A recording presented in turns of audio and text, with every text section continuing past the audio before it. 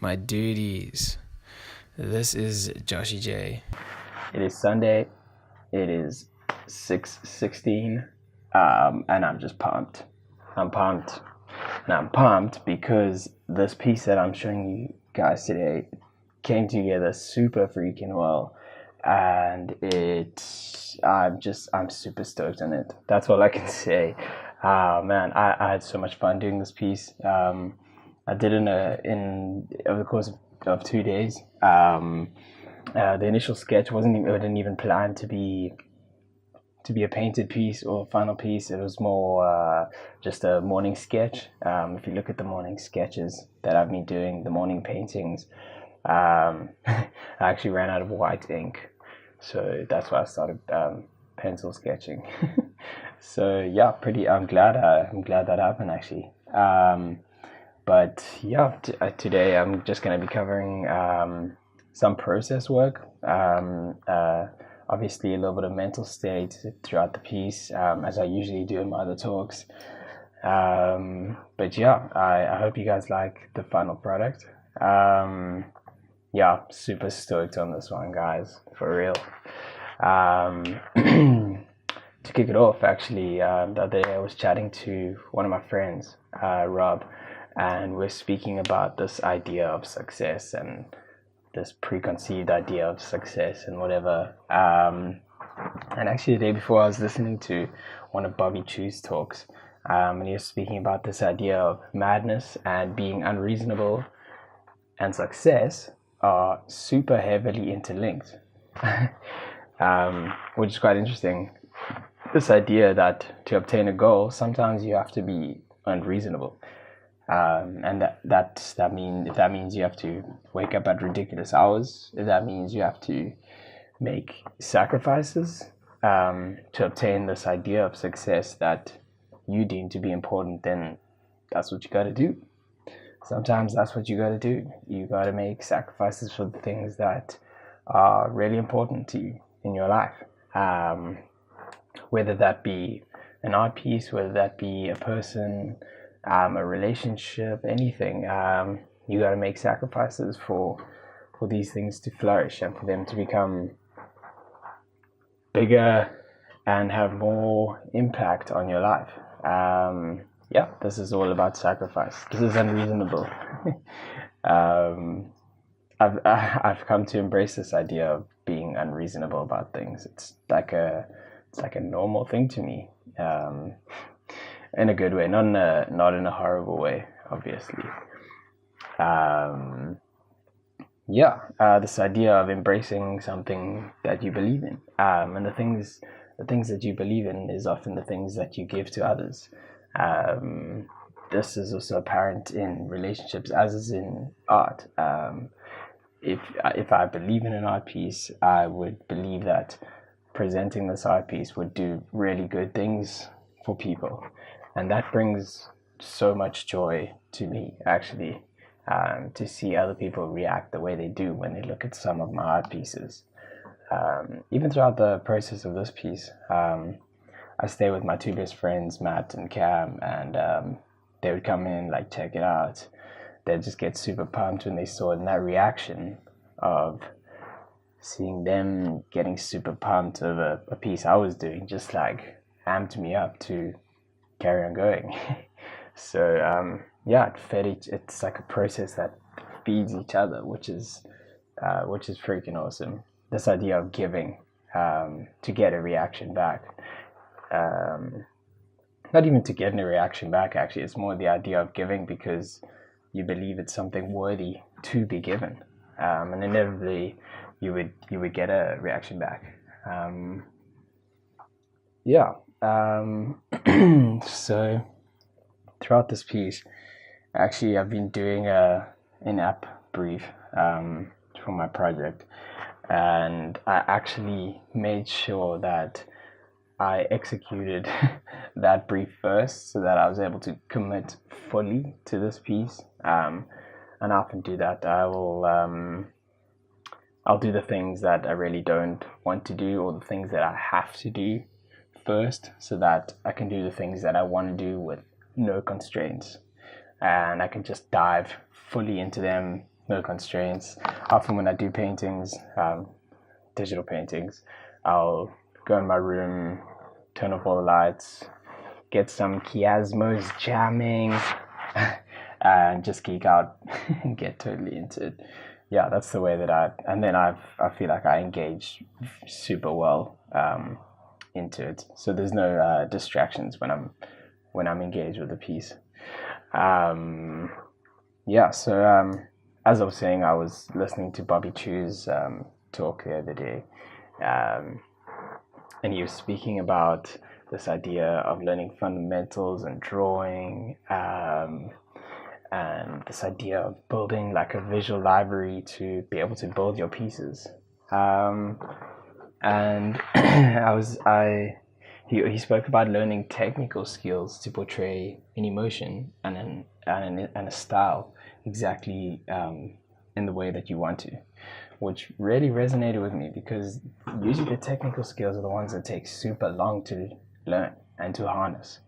But if you can do that, if you can learn those technical skills, that's powerful. That's how you evoke an emotion.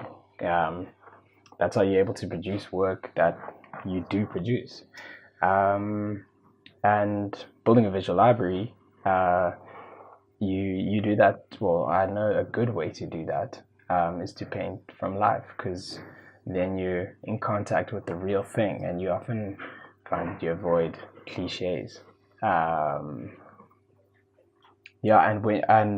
Painting from life teaches you almost to look at things exactly for what they are, and in doing that, it almost cements these ideas in your mind, so that you're able to kind of pull them out whenever you want. You're able to pull them out when you're executing a different piece. Yeah. So I want to kind of draw the line between painting from life and painting and drawing to learn. When you go into a piece with the intent to learn rather than with the intent to create a finished product, you often find, first of all, that you learn a whole lot more, and second of all, that the end product is actually better than what it would be if you were just going in with the intent to finish something. I found with this piece, I got so immersed in it.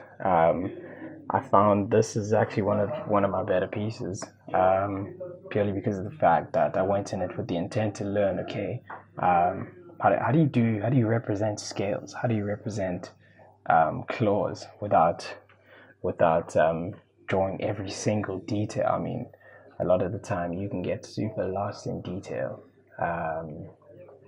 but I find a lot of the best artists are masters of bringing things down to their absolute basics. They're masters of simplicity, actually, masters of simplifying things to their most basic form to communicate a message. And in this piece, I found when I was tackling the scales and the wings and the claws and the whole dragon itself, I found myself painting for discovery rather than painting to just put a piece in the portfolio, which is an amazing learning curve for myself as well.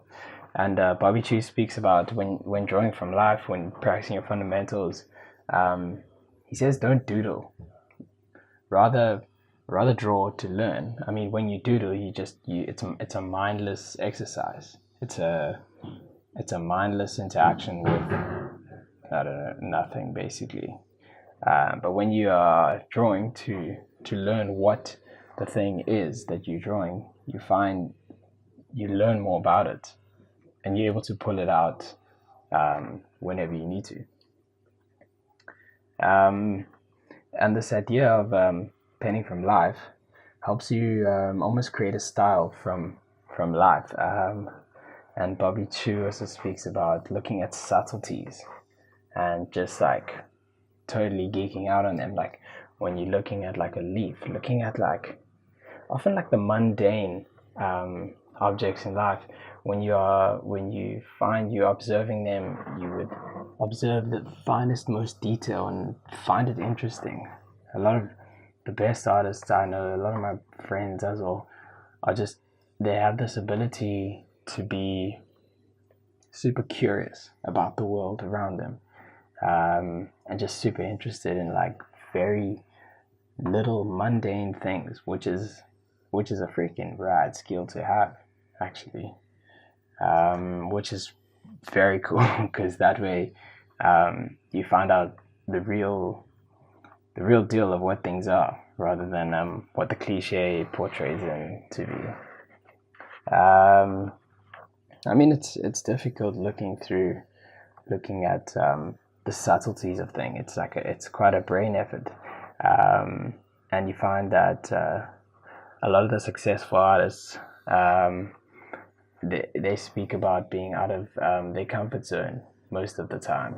And being out of your comfort zone, the cliche goes, that's the only place where you grow, is when you're out of your comfort zone.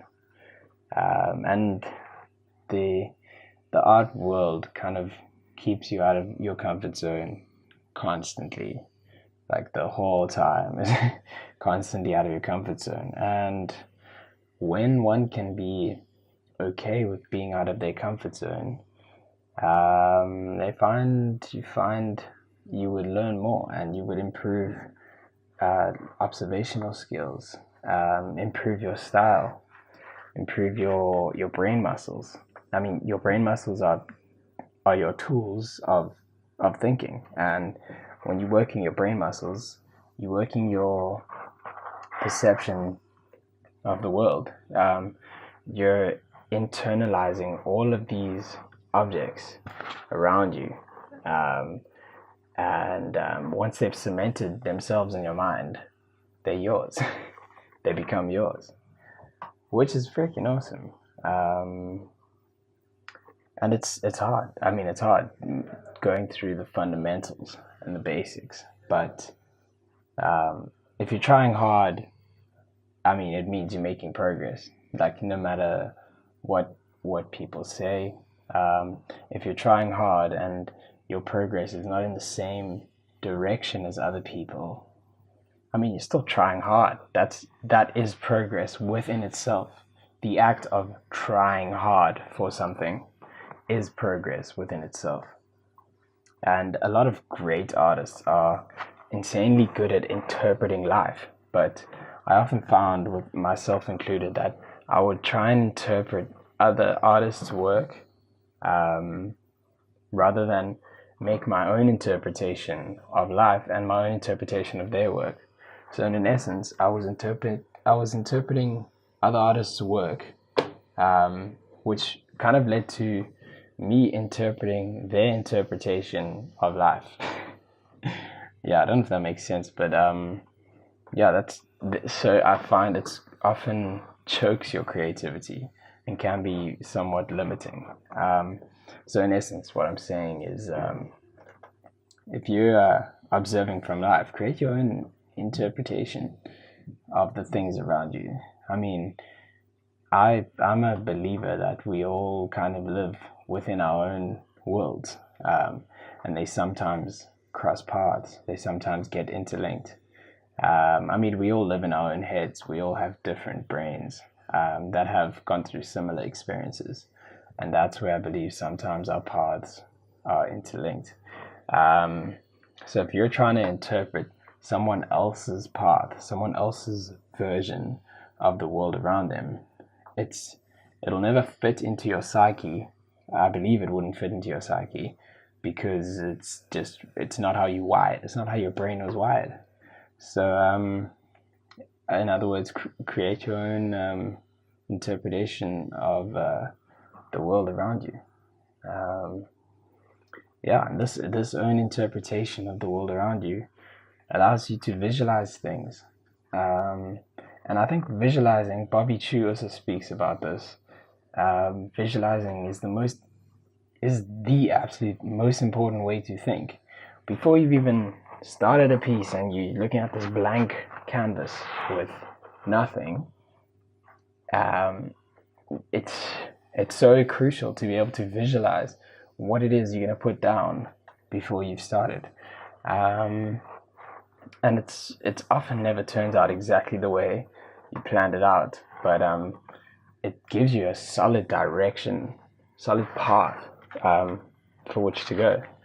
And often when I'm driving around or skating or anything, I'll be looking at what's going on around me, and I would visualize, like, say I'm looking at the road and I'll visualize, like, oh, how would I paint this? Like, what are the process and steps I'd go towards painting this thing? Like, or maybe I would do, like, you know, like a paint splatter, then a gradient map over that, and then I'd go and add like some details, and that's the way I would say that you build your visual library. So those were a couple of points that I wanted to cover through this piece in regards to my mental process. Yeah, I really hope this helped you guys out. And yeah, please let me know if it did. It's always super encouraging to hear that this is helping people out in some sort of way, any which way. Cool. Yeah, if you guys enjoyed this video, hit a subscribe, hit a like, share it with your friends, do whatever. Awesome. And yeah, I will catch you guys in the next video.